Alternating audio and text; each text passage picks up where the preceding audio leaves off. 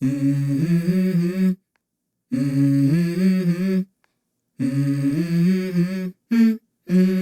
go. I wake up to a little bit of drool on my pillow, feel like it's gonna be a bad day. Yeah, I'm tired of shit, and the coffee ain't hit yet, damn, ain't that great. I don't wanna go to work, cause my boss is a jerk, and I'm not even that paid.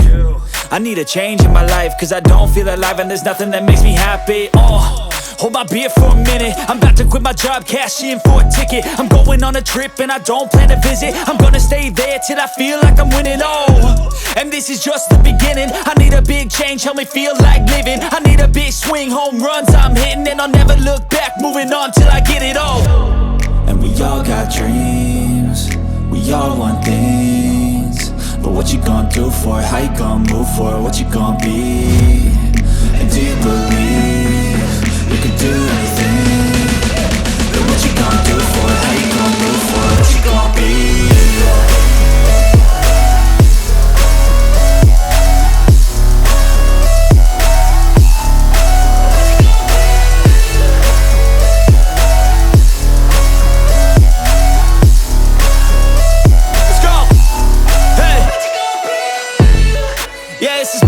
My strife, my right to fight, to die on.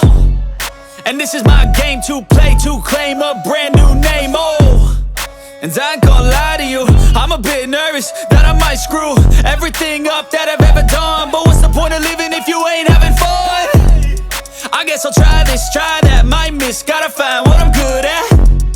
I guess I look here, look there, over where am I scared, where am I at?